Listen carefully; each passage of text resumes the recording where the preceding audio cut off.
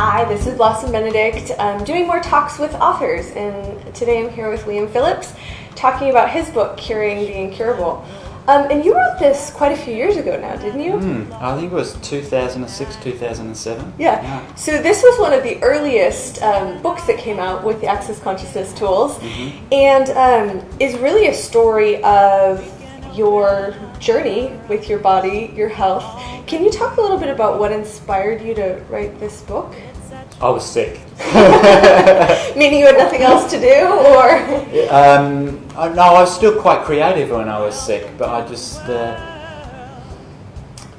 I wanted to change something with my body because it just wasn't working. I couldn't really get out there in the world and create something totally, with ease. It was always really hard work. Right. And then when I found the tools of access, like this isn't a book of where I cured myself. Right. It's actually like a journey of about 3 months of how I use those tools to create the change in my body. So, when I was going through some symptoms, I would write down, I'd use a tool and then write about how that was working in my life.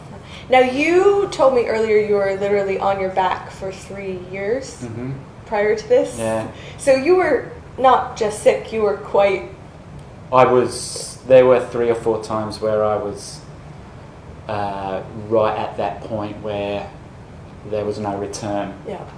There was one actual point where it was like 24 hours to live, or bye-bye. So it was choose or die. Choose or die, yeah. Yeah. So Curing the Incurable, the title implies answer somewhere, which I know has not been your experience of the tools. Can you talk about even what you mean by curing the incurable? Yeah. When I was creating the book, I asked Gary for a title, and because I was trying to find the title that would be perfect. Right. As you do. As you do, yeah. And he suggested Curing the Incurable. Well, I didn't like that. But it was like, what does that mean? Yeah, and because it brought up a lot of energy for me, and I suddenly realised that a lot of disease, I was actually looking for an answer to change what I had decided was actually wrong. I was looking for the cure, rather than looking inside myself and being the cure, being the question. Being that different possibility. And what I do love about the title is actually it acknowledges that anything can change. Yeah. It's like, what have you decided is impossible? What have you decided is incurable in your life? It doesn't have to be just a disease. Right. Your finances, your relationship. Yeah, an incurable relationship. Where's your next book? Oh no! Do I have to go through that? Like the Chicken Soup for the Soul series, right? Yeah. Curing the Incurable finances. Yeah. So can you talk about your relationship with your body now? Because it's not, I know it hasn't been something that ended for you, like I'm better in now, and you use the tools regularly in your life.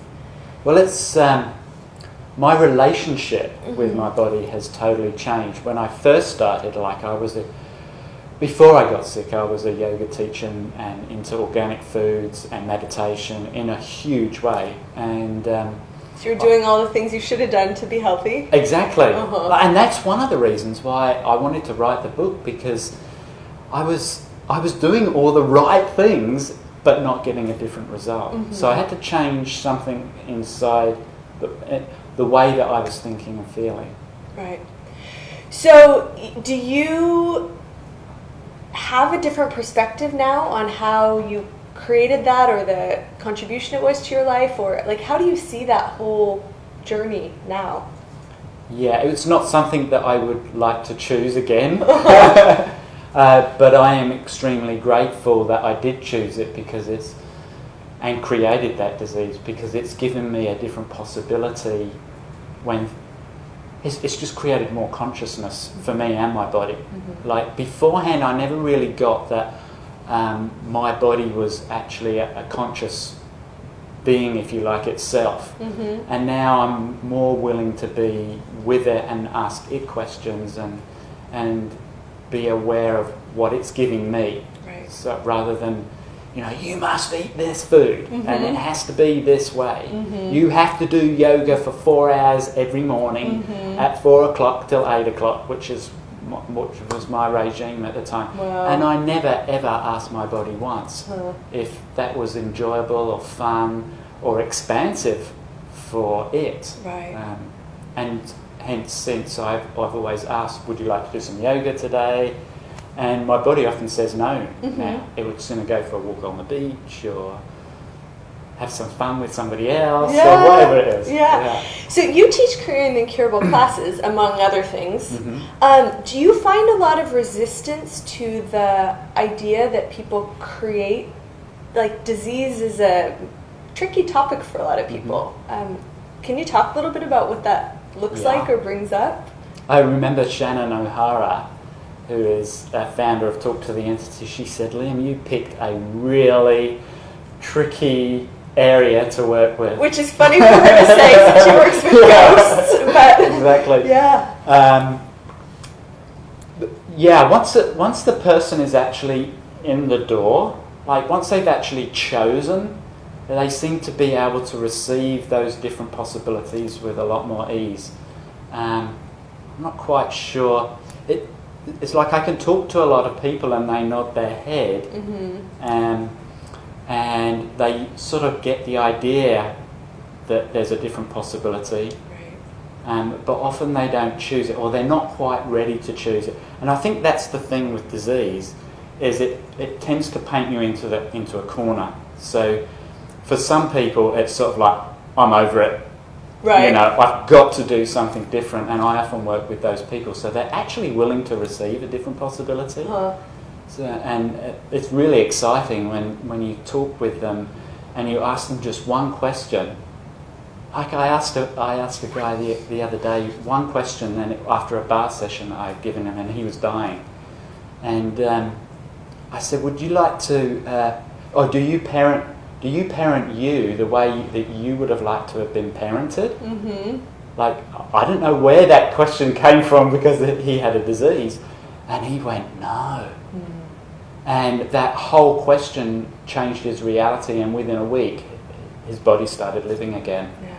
Because it just went to a totally different space to what he had decided was creating the disease. Right, and the nurturing and the caring. Yeah.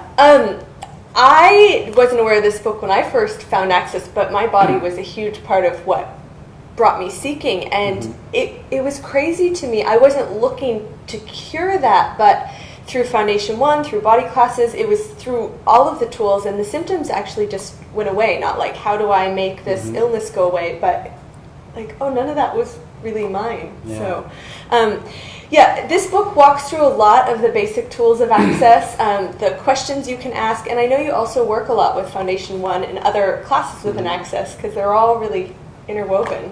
Like you, I didn't just have ulcerative colitis, which was my main driving force for choosing a different possibility with Access, but I also had hyperglycemia and thrush like you wouldn't believe, and a whole bunch of other things. And through Foundation Level 1 and Level 2 and 3, migraines was another one. They just all started to dissipate, and I hadn't even gone out of my way to actually change those. Right. It just occurred. Well, I had a thyroid disorder. Like, my blood levels are different, and my doctor still is like, talks to my mom and is like, I don't know what Blossom's doing, but it seems to be working.